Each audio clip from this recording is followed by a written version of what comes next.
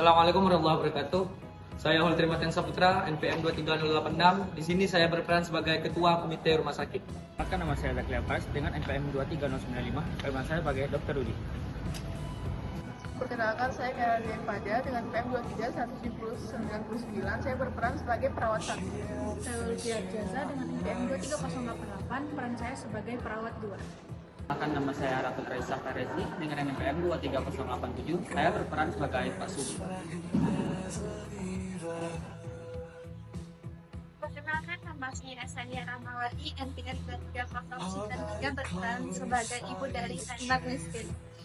Perkenalkan, nama saya Jan Aflia dengan NPM 23147. Di sini saya berperan sebagai orang yang menyimpulkan pada jalan cerita pikir. Perkenalkan, saya Gadida Sudin dengan NPM 23064. Saya berperan sebagai pasien kaya. Perkenalkan, nama saya Aska Horo Pramudita, NPM 23094. Saya berperan sebagai Dr. Maya. Stay tune.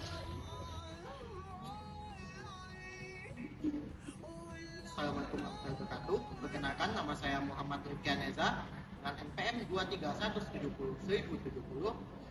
sebagai editor dan juga Bapak Pasien Miskin.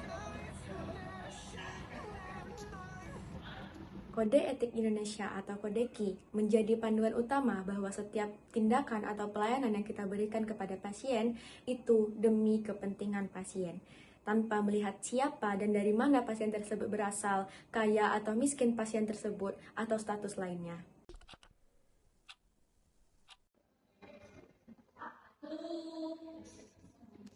Atas nama Pak Sugi,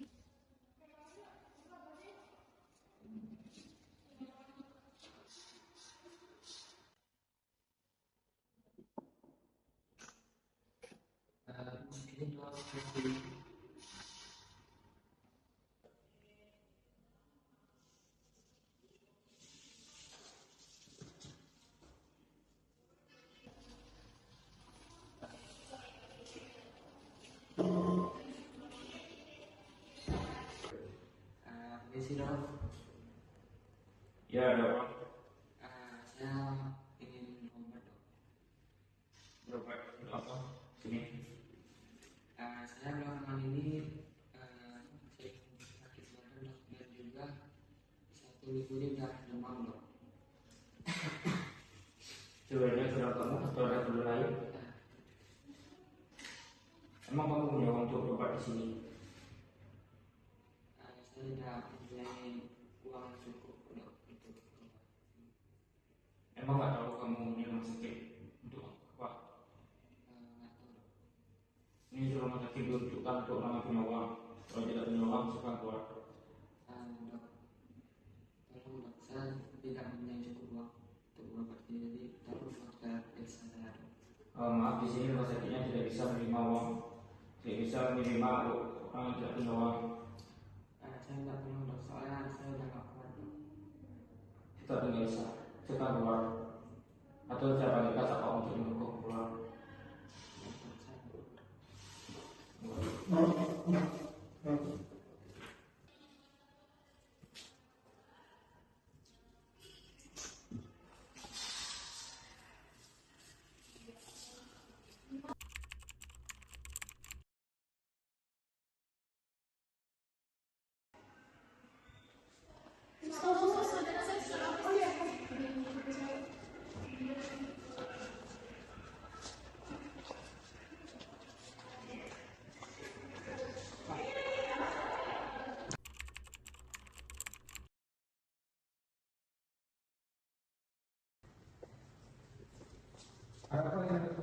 Dr. Fitri, sakit perut, dok. Oh ya udah, kalau lebih perut, kok susah kayak gini.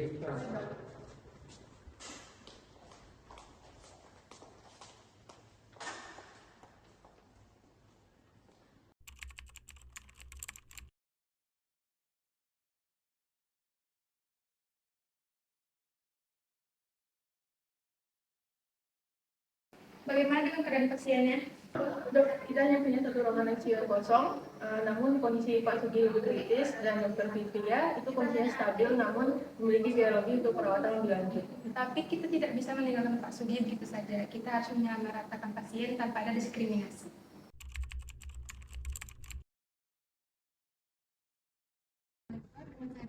Pak dengan Bapak siapa? Umurnya berapa Pak? Tinggalnya di mana Pak? Bapak kesini ada gejala apa Pak?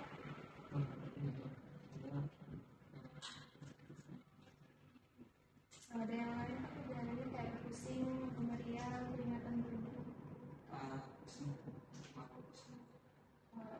Keluarga ada yang ngalamin gejala yang sama? Sebenarnya kita akan pemeriksaan ya Pak. Sebenarnya saya melakukan. Maya, kamu harus melihat kenyataan. Dokter Fitria bisa membayar seluruh biaya rumah sakit. Pak Sugi, tidak ada yang bisa diharapkan dari orang seperti dia.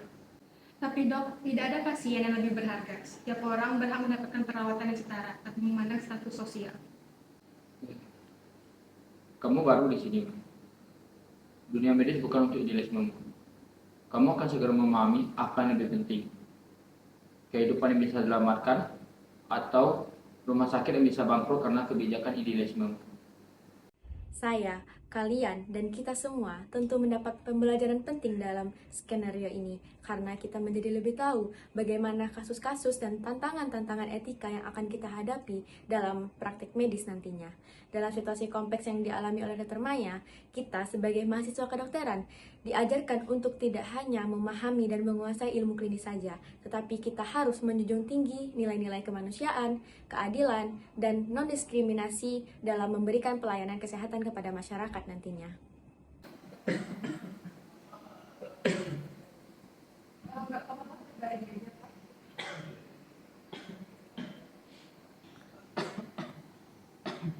Dokter, saya tidak bisa membayar rumah sakit ini, tapi saya masih ingin hidup.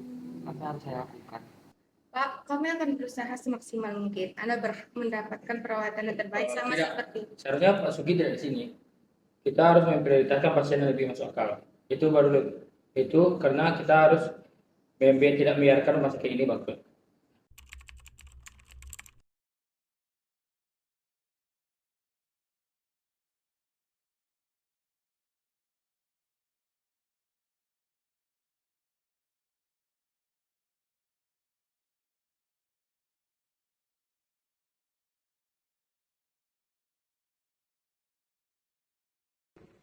Tidak berguna kamunya.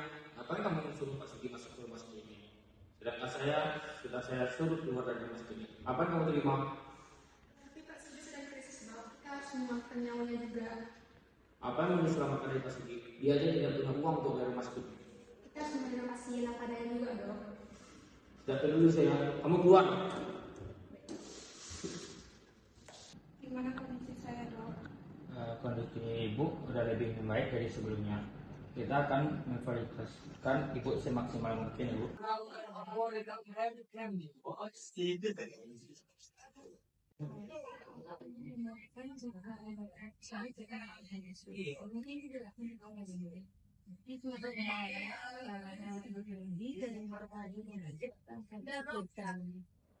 harus memiliki keadilan. Kalau saya tidak melawan, saya tidak akan bisa tidur malam ini. Ini bukan hanya soal medis, ini soal moral.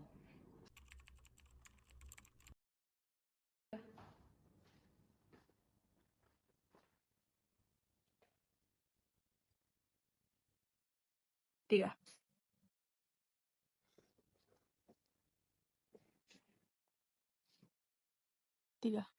Karena ibu sudah tidak.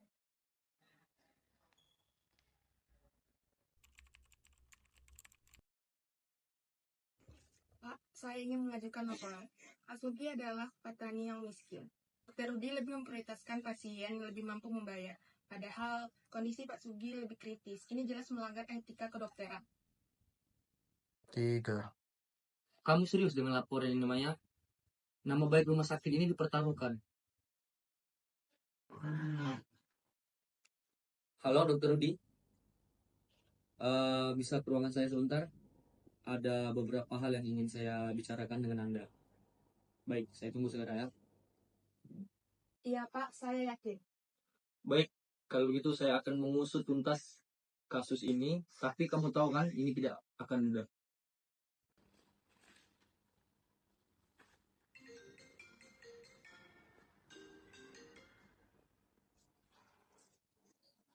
Ada apa ya, Pak? Baik, Pak. Saya akan segera ke sana, Pak.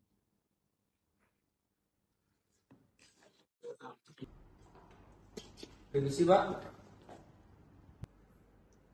Baik, Dokter Rudi. Silakan duduk. Baik, Dokter Rudi. Setelah kami melakukan penyelidikan lebih lanjut, kami memberikan peringatan keras kepada Anda atas dasar memilih-milih pasien dengan status sosial yang berbeda. Keputusan Anda itu sangat bertentangan dengan etika dari kita sebagai dokter. Tapi Pak, ini keputusan salah, Pak. Saya hanya berusaha mendapatkan rumah sakit ini supaya tidak bangkrut, Pak. Bagaimana ini, Pak? Jadi sebelumnya Pak, kalau kita terlalu mementingkan sistem, berarti kita dapat menghancurkan jiwa yang lebih penting, itu nyawa manusia. Saya tidak pernah menyesal dengan keputusan saya. Dari cerita ini, pada video ini, itu berkaitan dengan pasal-pasal pada Kode Ki. Pasal yang pertama yaitu adalah pasal 2, yang dimana berbunyi, seorang dokter harus senantiasa berupaya memberikan pelayanan medis yang terbaik sesuai dengan standar profesi untuk kepentingan pasien tanpa memandang latar belakang sosial, ekonomi, dan status lainnya. Ini sesuai dengan tindakan Dr. Maya yang memperjuangkan hak Pak Sugi untuk mendapatkan perawatan ICU meskipun Pak Sugi tidak mampu untuk membayar perawatan tersebut. Karena Dr. Maya memahami bahwa tugas seorang dokter adalah untuk menyelamatkan nyawa seorang pasien sesuai dengan kebutuhan medis pasien tersebut, tanpa memandang status ekonomi, status lainnya, atau latar belakang dari pasien tersebut. Selain itu, cerita ini juga berkaitan dengan pasal-pasal seperti pasal 7, pasal 9, pasal 14, dan pasal 16.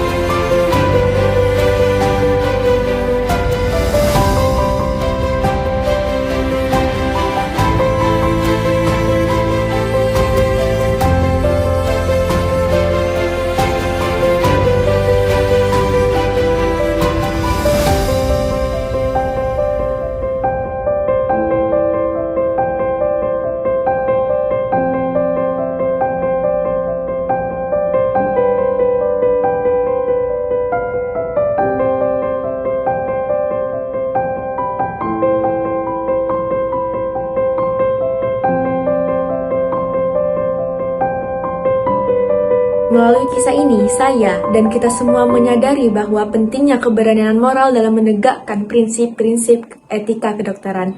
Bahkan nanti ketika kita akan menghadapi tekanan dari sistem tempat kita bekerja, atau bahkan dari rekan-rekan atau teman-teman sejawat kita.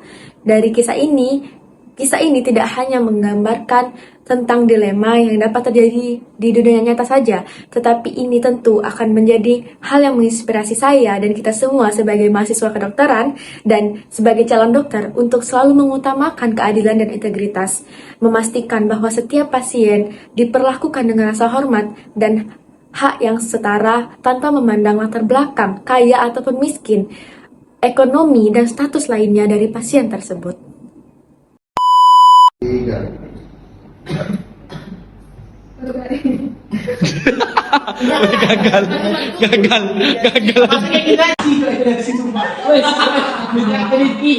Anak ibu. 1, 2, 3. Perkenalkan, nama saya Ramawati, NPM 23093, berperan sebagai ibu dari anak yatim.